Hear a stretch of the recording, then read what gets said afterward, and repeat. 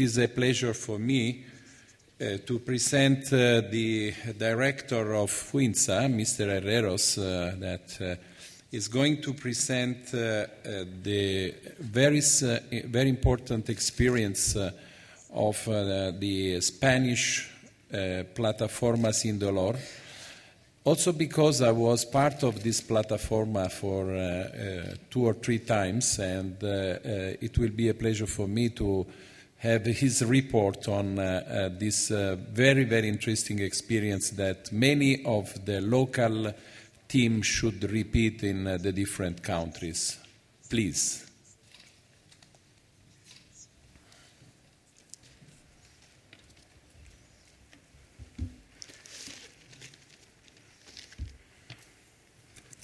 Muy bien. Buenas tardes, en primer lugar, a todos. Thank you very much. First of all, I would like to thank Professor Verassi for the introduction, and I would like to also say thank you to the organisation for this chance to describe 5 years of work, even though we have to do this in 15 minutes. Now, throughout this period, I'd like to thank IFAC, Gruntal and EFIC, because today we have the opportunity to summarise our experience, our results and the learning curve. Now, I think the penultimate or the third to last speaker stated that pain is very important. Many people present with it. In Spain, as in many other countries, we've looked at this, consultations with doctors and also at chemists, that is, with pharmacists. However, it is not provided sufficient attention in health terms, which is needed in terms of its frequency and its repercussions in terms of quality of life. This is why in the year 2008, with Gruntal in Spain, we initiated the pain platform. The basic objective of the platform was and is creating awareness about the importance of pain, not only in terms of doctors, but also nurses and also chemists and governments. During my presentation, I will underline also the importance of patients, the media, psychologists, and the actors that we always mention and which are very important in terms of a truly multidisciplinary approach. We've all had the same aim. We have all seen that none of the parties wish patients to suffer pain. This is something true in our society. So what we've tried to do is coordinate work across the spectrum amongst the stakeholders. What we have here is a view of Spain. Yesterday I listened to a number of colleagues, and I think we can say that we have a complex government. We have a situation, a central government, 17 different autonomous communities which are responsible for their own health policies.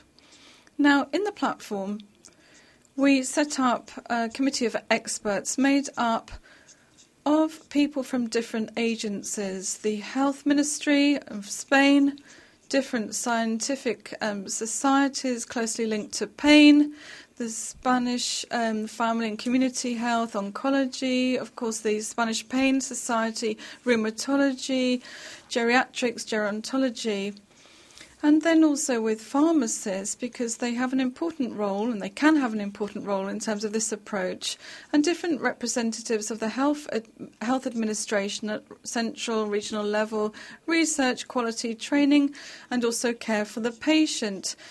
Then we worked with patients through the Spanish Forum of Patients and a number of patients, for example, with fibromyalgia. And what we'd like to do here is underline that from the outset we cooperated with the health administrations. Now, this expert committee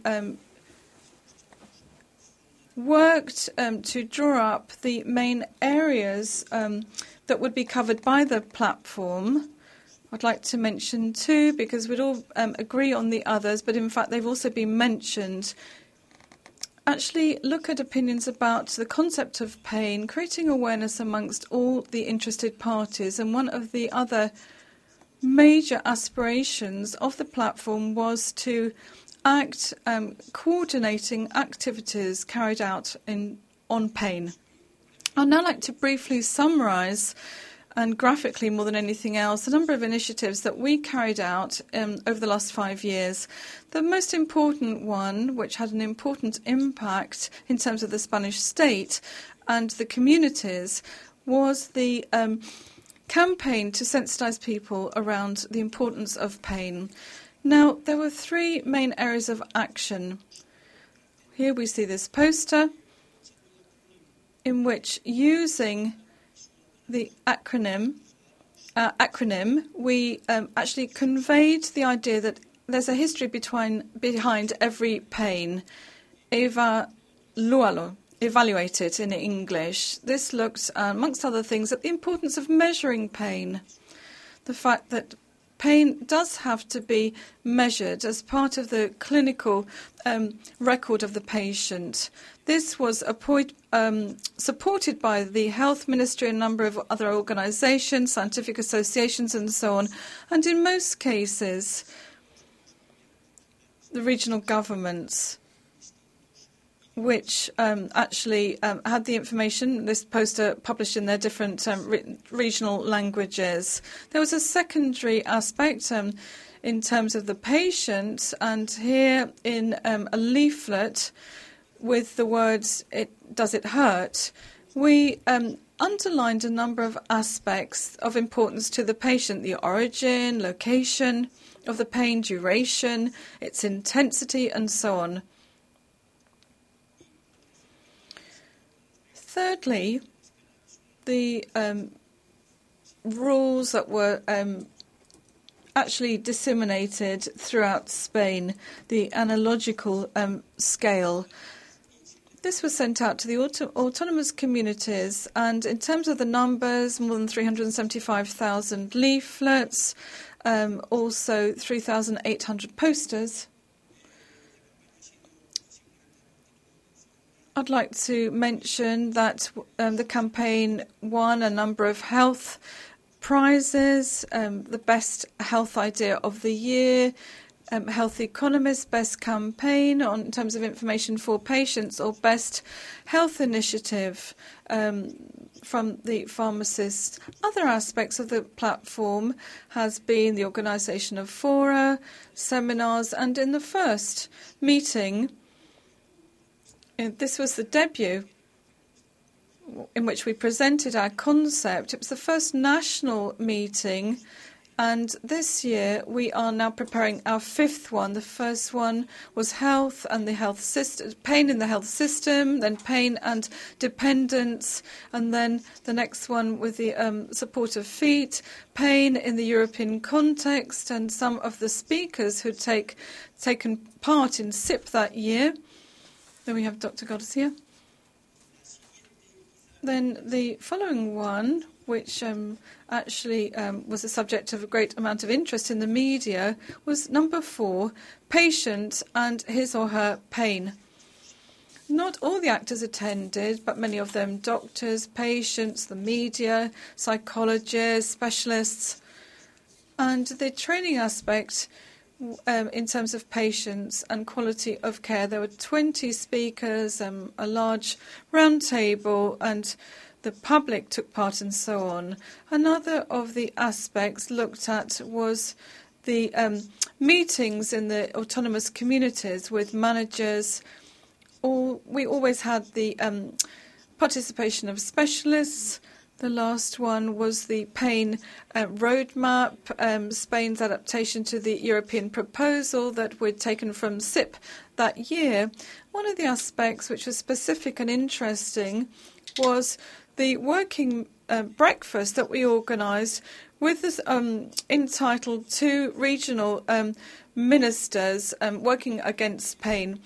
And there what we showed is that those 2 regional ministries had developed specific plans to combat pain. We'd also organised a number of seminars in these communities throughout the country, and I'd just like to mention those which are still going on. And in fact, there have been 10 so far, bearing in mind that we've got 17 communities. It's a large territory, and it's all been covered.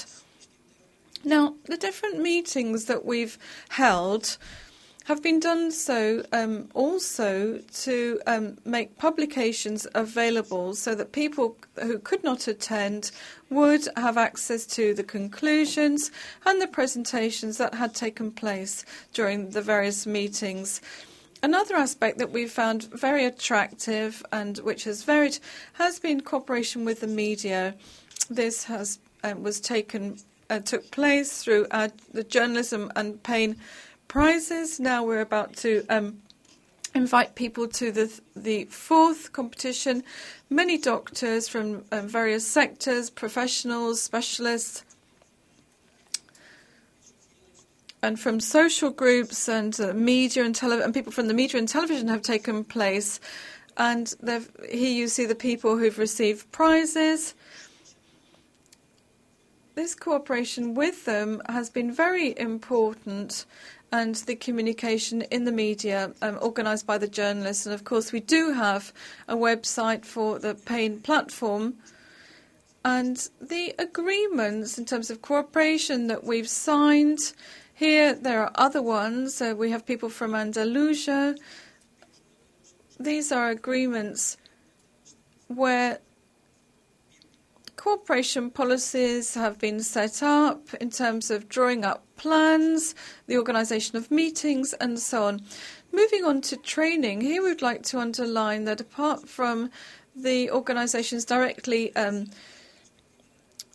organised by ourselves, the pain platform has also been involved in Chase Spain's initiative, a Grunenthal initiative, which we feel is very sophisticated, in which very many specialists have taken part, and we decided to give priority to its organisation through them. Now, coming on finally to the current challenges, the platform is very much alive, and now it's as though it's just day 1, even though 5 years have passed. Professor Saturno has given a presentation. He's actively cooperating with the University of Valencia. The roadmap and regional plans, their idea is to describe the steps, challenges, and strategic points in terms of the regional health authorities. An extremely interesting project with the government of Murcia is a multifactorial intervention to improve care for patients with chronic pain. We would like to design it in such a way that there's an initial area of action and a later one, so that the results can be observed with general practitioners dealing with pain. Of course, there's our fifth national meeting, and also a meeting that is generally held around the International Pain Day. There is a major challenge in the future, and that is we want to have at least guidelines for our plan ensuring equity for patients in terms of our health structures. And I would like also to mention conclusions, which I don't have in writing, but I think they're extremely useful in terms of the experience we've acquired. First of all, that cooperation amongst all the stakeholders is possible. This has been one of the discoveries and the opportunities that the pain platform has been able to identify. And secondly, all the organisations involved are very sensitive to this question of pain, which allows us to move forward. Thirdly, originally you have to count on the support of the governments. Anybody who wants to launch such a project, we recommend this exists from the word go. Fourthly, as a conclusion, the health administration, the governments, are very much aware of this problem, and they are acting. And we know that this is the fact in Spain. Fifth conclusion is that a cooperation policy amongst all the stakeholders is necessary. Sixth, the PAIN platform is action in terms of corporate social responsibility, CSR. And this type of responsibility is extremely important today, and it fits in very well with our platform. Point 7 as conclusion. Work has to continue all the time and daily. It's not a specific piece of work, but rather work over a period of time. Number 8, very important. We have managed to speak about pain outside pain circles. In other words, outside the area or arena of specialists. We think this is one of the successes of the PAIN platform. We've managed to take the problem to the health system and also to society. Ninthly, we would say that whilst there has been a change of approach towards pain in these years, it's necessary to go on coordinating work. Finally, in terms of our conclusions, the work of the PAIN platform means that we have to achieve continuity, and, of course, encouraging all the different groups. So finally, I would like here we have different statistics. I would like to say thank you very much to all our partners who have cooperated and who are still cooperating to allow this initiative to go forward. In the name of the foundation that I represent here, not only the platform, say thank you to the Grunenthal Foundation, because it's a strategic element of this work, and also the administrative board, or the people working under the chairmanship of Dr. Castillo, has allowed us to bring this stage to an end and, of course, initiate now our future work. Thank you.